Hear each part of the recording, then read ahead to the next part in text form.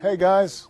Barack Obama arrived on a mid-October afternoon amid the baseball playoffs. This is one of the more fun events on my schedule because what I was told was that we don't have a firm set agenda. So we can just talk about anything you want except the Red Sox because I'm a White Sox fan. So, I congratulate you, and that's all I want to say about it. The senator went around for introductions, then shed his jacket and jumped right in. I'm married to Michelle, who is spectacular. And I have two daughters, Malia and Sasha, 9 and 6 years old, and they are above average. And exactly. It's amazing, isn't it? Yeah, exactly. And which is, by the way, the hardest thing about running for president. The day was punctuated with laughter as Obama fondly reminisced, like the day he met his future wife Michelle at a Chicago law firm. She was his advisor. The summer advisor basically is a person who is taking you out to lunch or taking you to ball games to try to convince you that being associated at a law firm is fun, which it's not. When I saw her, I thought, okay, I like this. So I asked her out, and she said, "Well, I can't. I'm your advisor." I said, "Well, this isn't serious. I mean, you're not, evaluating me or supervising me. We can go out." She said, "No, that wouldn't be appropriate." So she started trying to set me up with some of her friends, which, and none of them were interesting at all to me. And but I wore her down. I wanted to ask you about your daughters. Describe your daughters to us.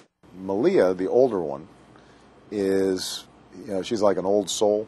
She's one of these kids who, from a very early age, was just real wise. The older one's temperament is much more like me, whereas the younger one is more like Michelle. I mean, she's much more stubborn, much more, Michelle will acknowledge this. Shorter fuse. And so my mother-in-law will say that our younger one's just like Michelle was when she was. The senator calls his girls at home every night using a webcam so he can see them.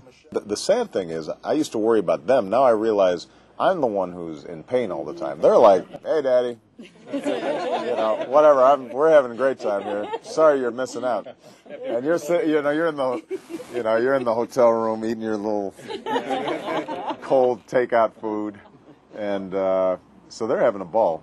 Today's life is very different from his upbringing. Dad was from Kenya, Mom from Kansas. They divorced when he was 2, and his dad died many years ago in a car crash. I think when you grow up without a dad in the house, sometimes you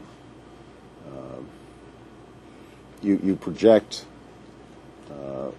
sort of, okay, what kind of man should I be? And I was lucky enough that my mom, even though they divorced, always told me, how smart he was and how, he had gone back to Kenya and was involved in government. And so I got this image in my head. It turned out later that the image wasn't really accurate. He was, that he was a troubled man. But so part of my motivation was trying to live up to this image that wasn't around to, where you could dispel the image. My mom thought I was the greatest thing in the world, and that can make up for so much other stuff. If you just got one person who thinks, that you're just the bomb. In high school, were you more like Wally Cleaver or Eddie Haskell? I was definitely the bad kid. Yeah. No, I was always confident, but I was a goof off up all the way through high school. Obama says in college he figured out he was selling himself short and changed his ways. He got serious and got involved in community service. How do you stay normal and humble and that, you have to use little tricks to do it. I know you do. I am reminded every day of my imperfections. And I think that I tend to learn more from, I'm one of these people who tend to listen more to criticism than I am somebody who laps up the adulation. I'm always seeing how I could have done this better, and that didn't make sense, and why did I say that? That was kind of a boneheaded thing to say. He may be hard on himself, but he also takes time to escape. My big sin is SportsCenter. I mean, I get back to the hotel, and I can watch, as Michelle points out, I can watch these replays like 4 or 5 times in a row. It just keeps on a loop. I'll watch it at night, then in the morning when I'm on the treadmill, I'm watching the same highlights. Obama played college basketball. Now he can only play a few times a year. My last big match was my 15-year-old nephew decided to challenge me. Every year he thinks this is the year he can take me. He was wrong. My folks over there are Oprah fans. There you They go. watch Oprah every day, obviously. So they've called me a couple of times. Are you going to utilize Oprah in the campaign in some way? Is she going to do what she's done for, let's say, for example, literacy and books and getting people interested? Because she definitely has that forum. I'm not a book or a hand lotion or something that I can just be marketed like that. I understand. But I think that one of the things I'm pleased with is that she, I think like a lot of people, haven't been interested in politics. That's right. And I've been able, or have been cynical about politics, and I've been able to maybe make them feel like this might be something worthwhile. Obama casually mentioned that actor George Clooney supports him and may join him on the trail, which, of course, made the ladies swoon.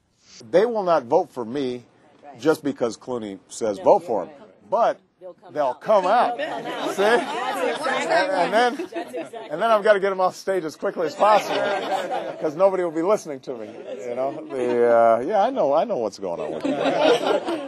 Asked about race and hatred, Obama says he doesn't worry whether white voters will support him or if black voters are too concerned for his safety to vote for him, as some in the South have said.